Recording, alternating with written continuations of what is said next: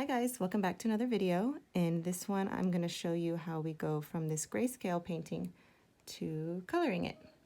And if you want to see how I got this far, then you can go check out my part 1 of this video. I'm just going to walk you through what I did since I actually deleted the footage of me painting it. So for this one, I merged grayscale layers here. So here's the grayscale layers that I worked on in the last video. So I have the basic layer, and then I have all the different shading layers, and then I merged it all together, and then I rendered it on top of that. So you can see before I did the detailed rendering and after. So this is always a nice way for me to work. I get all of the shading and everything where I want it, and then I can go ahead and like draw in the fur and smooth everything out. Okay, so once we're at this point here, then I create a new layer. So this is going to be a multiply layer, and I set it to clipping mask. That way we don't paint outside the lines. And then we're going to use our brush, and I'm going to very loosely put in some colors. So I'm going to keep the colors pretty light since this is multiply layer, and multiply is going to darken whatever you color. We're going to try out this color and see how it looks. Yeah, that's pretty good.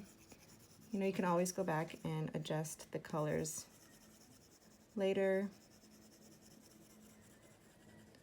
You know what, I'm going to go ahead and use a bigger brush. I like this DJ Under. This is from the Dave Greco brush set. I've also adjusted the max size on that one, so I can always make this one quite large. And, you know, I'm being pretty loose here. And the underside of this guy is going to be kind of like a whitish color. So instead of straight white, I'm using, I think I use kind of like a very grayed out yellow. You could also do kind of a bluish color. I probably actually do a blend of both. So I'm going to try out with a little bit of this grayed out yellow. And you can see it just leaves very subtle color. We're going to do that here with the tusk, and a little bit right here. I have some white going here, and the ears,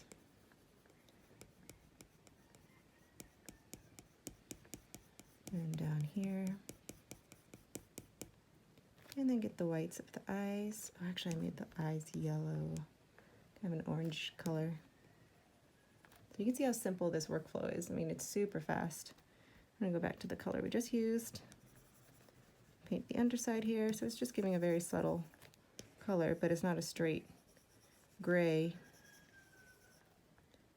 And I can't actually color select because if I put that same color, then you can see it's gonna be darker. So I have to go back to what I used, and you can check your history here.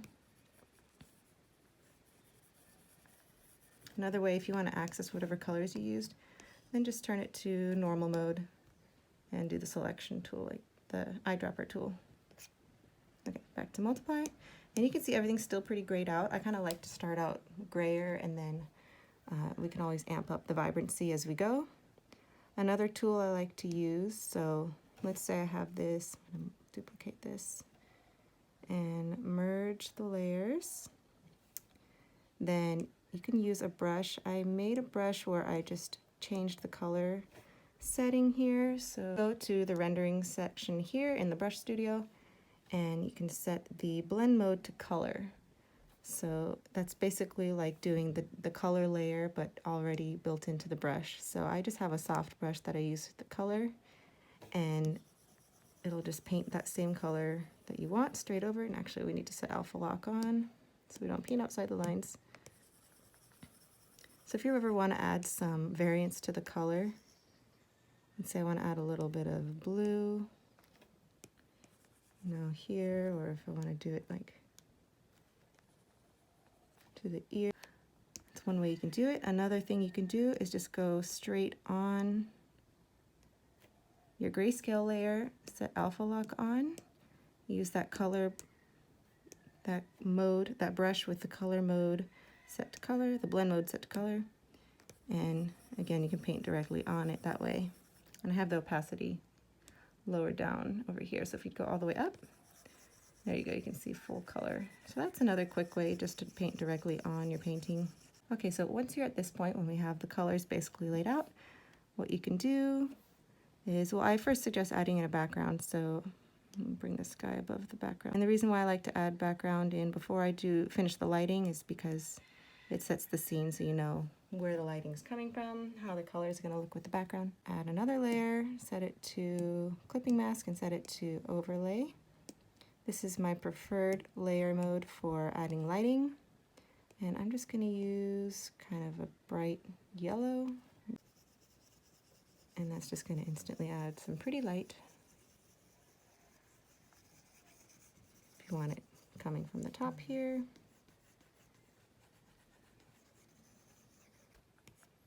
Hit the tops of the tail.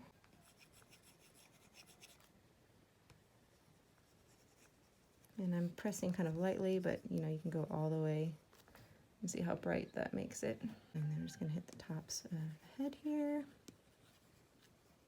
tops of the ears, top of the head. And I'm actually going to do, let's try like a bluer color. You could do kind of a straight white on these more neutral toned areas, unless it's a really strongly colored light. Like if the light source is very warm.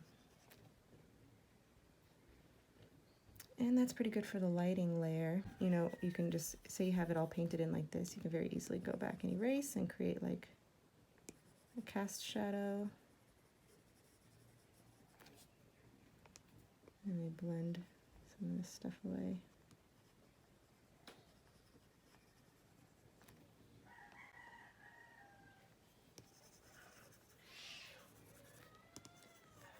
Let's see, there's some lighting on this fella.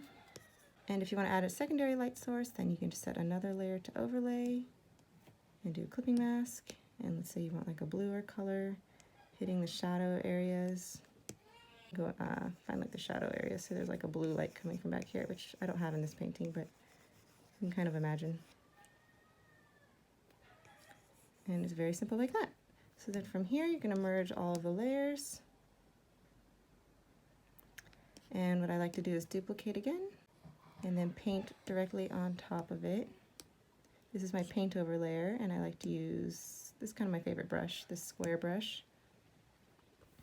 And then you can go in and do some of the detail rendering and just clean up these edges, but you can see all the color's been laid out where you want it. And it's just a very simple process. Okay, so here's the finished result of the painting. And that's it for this video. Thank you for watching.